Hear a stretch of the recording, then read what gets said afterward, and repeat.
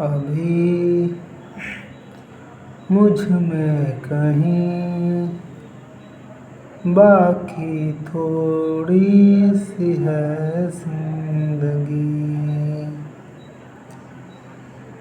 जगी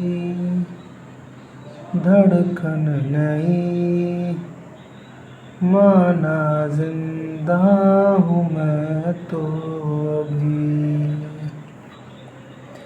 कुछ ऐसी लगन ये लम्हे में है, ये लम्हा मैं जी लूं जरा। अब है सामने इसे छू लूं जरा, मर जाऊं या जी लूं जरा।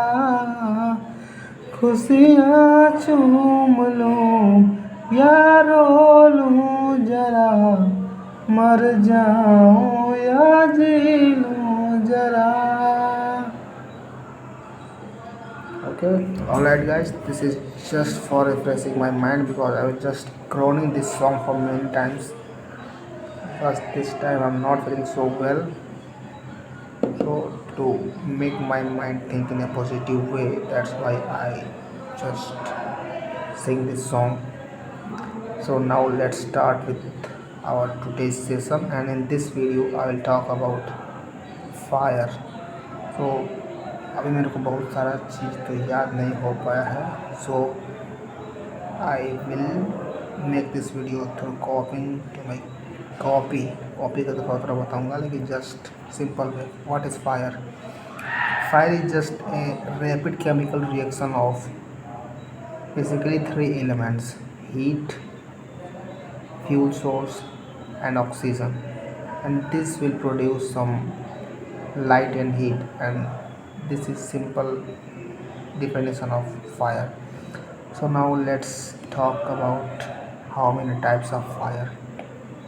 So fire is classified in six types on the basis of international level, and in Indian basis fire is of only 5 types. So we can simply talk about international basis because I am preparing for NEBOS, and NEBOS is an international institution, so that is why.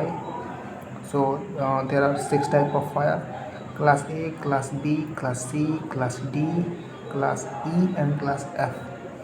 So class A fire is basically occurs due to combustible materials. Combustible materials क्या होते हैं? Combustible materials are those materials which can burn easily, like metal, no, not metal, like wood, paper and rubber. These are the plastic. We can consider plastic as well. Now class B fire is flammable liquids. All the flammable liquids like petrol, diesel, kerosene, these are comes under type B. And in type C, all those flammable gases, जो भी flammable gases होते हैं, जैसे कि hydrogen dioxide, helium, मतलब जो भी gas होता है इसमें आग लग सकता है. Okay, these are comes under type C soil. Type C soil and type C fire class. In type D fire class, what comes in all the combustible metals. Metals क्या होते हैं? जो ऐसे मेटल्स जो कि जलते हैं. तो वो मेटल कौन कौन सा हो सकता है? जैसे कि एल्यूमिनियम हो सकता है, सोडियम हो सकता है, मैग्नीशियम हो सकता है, पोटेशियम हो सकता है. ये ऐसे मेटल्स हैं जो कि जलते हैं.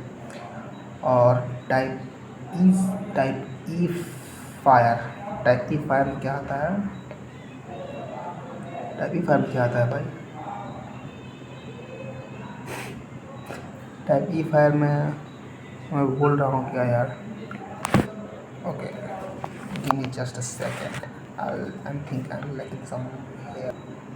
इतना सिंपल था फिर भी भूल गया. टाइप ई में आता है इलेक्ट्रिकल फायर. इलेक्ट्रिकल फायर यानी कि जैसे कंप्यूटर हो गया, कोई भी इलेक्ट्रिकल इक्विपमेंट जिसमें ज़्यादा पावर सप्लाई की वजह से अगर उसमें आग लगती है तो उसको टाइप ई में कंसिडर करेंगे। और टाइप एफ में आता है कुकिंग ऑयल।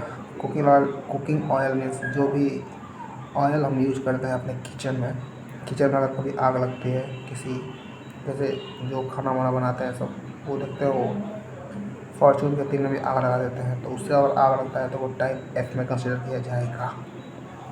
तो ये था classification of fire. Now let's move to fire extinguishers.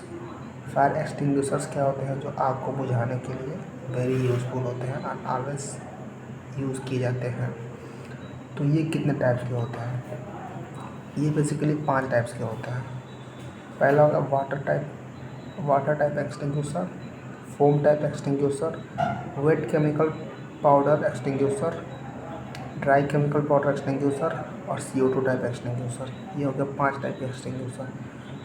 जो क्लास ए फायर होता है उसके लिए यूज़ किया जाता है वो type A fire extinguisher use किया जाता है। टाइप ए मीन्स जो वाटर टाइप एक्सटिंग्विशर होता है उसका यूज़ किया जाता है। जो टाइप बी फायर है उसके लिए फोम एक्सटिंग्विशर का यूज़ किया जाता है। फोम एक्सटिंग्विशर को कैसे पहचानेंगे हम? उस पर क्रीम कलर का लेबल लगा हुआ होता है। जो टाइप सी फायर होता है उसके लिए यूज करते हैं हम ड्राई केमिकल पाउडर यानी कि DCP टाइप एक्सटिंग्विशर, जो कि ए और बी और सी तीनों क्लास के फायर के लिए इसका यूज कर सकते हैं हम। एंड नाउ फायर एक्सटिंग्विशर जो कि इलेक्ट्रिसिटी के लिए यूज़ किया जाता है उसको हम बोलते हैं CO2 टाइप एक्सटिंग्विशर। जो CO2 टाइप एक्सटिंग्विशर होता है that is used for that fire which is caused due to electricity. And जो type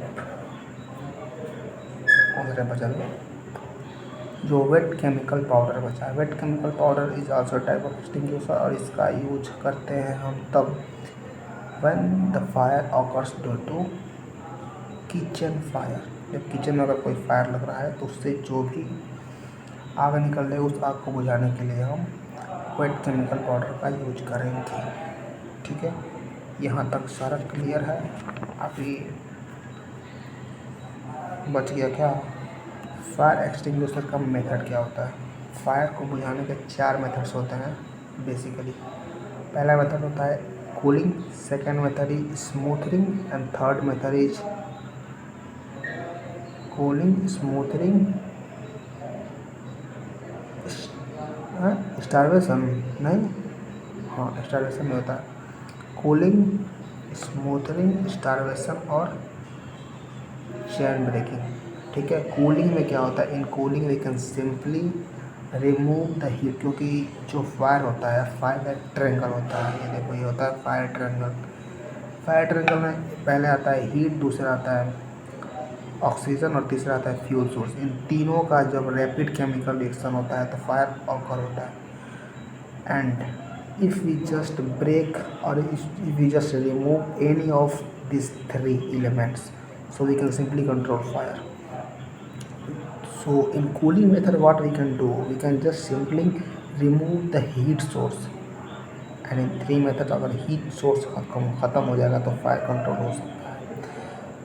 and in smoothing we can simply what we does, in smoothing we can remove oxygen remove करेंगे कैसे?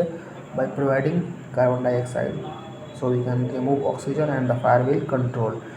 and in starvation we can simply remove the fuel source, क्योंकि जो तीनों source होता है उसमें से जो फ्यूल सोर्स, जहाँ से मान लो कोई लकड़ी अगर है, लकड़ी से अगर जल रहा है आग तो लकड़ी का जो बचा हुआ हिस्सा होगा उसको हम काट देंगे।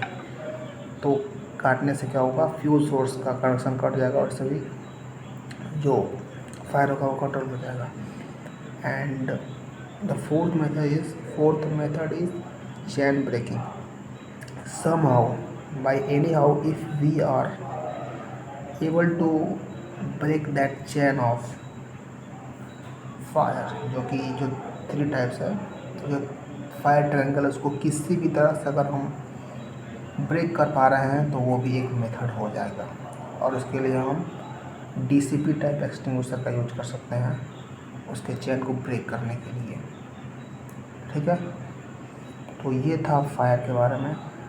और अपना अगला वीडियो हम बनाएंगे एक्सकेवेशन के बारे में। So just keep watching my videos till the end. So we land मेरा भाई।